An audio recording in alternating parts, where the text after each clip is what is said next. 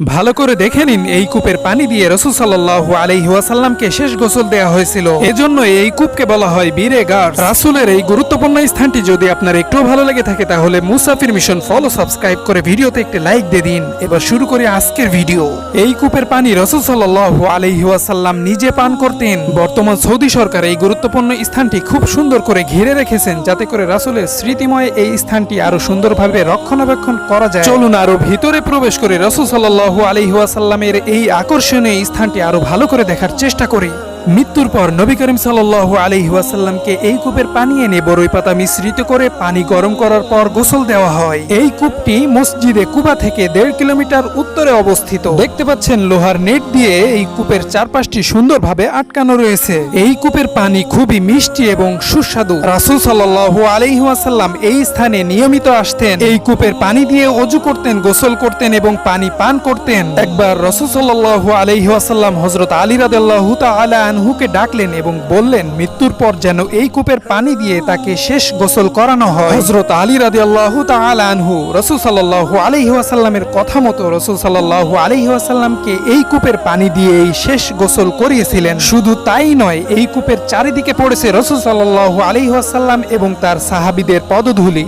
এবার আপনাদেরকে এই কূপের ভিতরের কিছু অংশ দেখানোর চেষ্টা করছি, একটু ভালো করে লক্ষ্য করে দেখুন। 1400 বছরের পুরাতন এই কূপটি এখনো অক্ষুণ্ণভাবে রয়েছে এবং রাসূল সাল্লাল্লাহু আলাইহি ওয়াসাল্লামের স্মৃতি ধারণ করে রয়েছে। কূপটি বর্তমানে সৌদি আরবের একটি ল্যান্ডমার্ক হিসেবে বিবেচিত। সৌদি আরবের কমিশন ফর ট্যুরিজম এবং ন্যাশনাল হেরিটেজ বর্তমানে এটি রক্ষণাবেক্ষণ করে। এই কূপ ছাড়াও মদিনায় আরো দুটি বিখ্যাত কূপ রয়েছে, একটি বীরে শিফা এবং আরেকটি হলো বীরে উসমান। বীরে শিফা কূপের সম্পূর্ণ ভিডিও আমাদের চ্যানেলে দেওয়া আছে, চাইলে দেখে আসতে পারেন। আপনারা যদি বীরে উসমান নিয়েও ভিডিও দেখতে চান তাহলে কমেন্ট বক্সে জানিয়ে দিতে পারেন, আমি চেষ্টা করব আপনাদেরকে দেখানোর জন্য। এবার আপনারা নিজের চোখে দেখবেন এই পানি কতটুকু স্বচ্ছ এবং নিরাপদ পানি। এখানে আসা সকল দর্শনার্থীগণ এবং হজ করতে আসা হাজী ভাই ও বোনেরা এই পানি সংগ্রহ করে থাকেন। এই কূপের পানি সংগ্রহ করার জন্য বিভিন্ন স্থানে ট্যাপ স্থাপন করা হয়েছে এবং সহজেই হাজীগণ এবং দর্শনার্থীগণ এখান থেকে পানি সংগ্রহ করতে পারেন।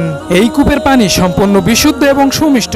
1400 বছর আগে রাসূল সাল্লাল্লাহু আলাইহি ওয়াসাল্লাম নিজে এই কূপের পানি পান করেছেন, ওযু করেছেন এবং গোসল করেছেন। আপনি এই ভিডিওটি যদি এখনো পর্যন্ত দেখে থাকেন, আমি ধরে নিচ্ছি আপনি রাসূল সাল্লাল্লাহু আলাইহি ওয়াসাল্লামকে অবশ্যই ভালোবাসেন, কারণ বর্তমানে এই ধরনের ভালো ভিডিওগুলো খুব কম মানুষই দেখে থাকে। তাই আপনার কাছে ছোট্ট একটি রিকোয়েস্ট রেখে যাচ্ছি, আপনি যদি ইউটিউব থেকে এই ভিডিওটি দেখে থাকেন তাহলে চ্যানেলটি সাবস্ক্রাইব করে ভিডিওতে লাইক দিয়ে দিবেন এবং ফেসবুক থেকে দেখলে আমাদের মুসাফির মিশন এই পেজটি ফলো দিয়ে ভিডিওতে লাইক দিয়ে শেয়ার করে দিন যাতে করে সবাই দেখতে পারে। আল্লাহ তাআলা আমাদেরকে হজ করার মাধ্যমে রাসূল সাল্লাল্লাহু আলাইহি ওয়াসাল্লামের স্মৃতিময় এই স্থানগুলো ভ্রমণ করার তৌফিক দিন।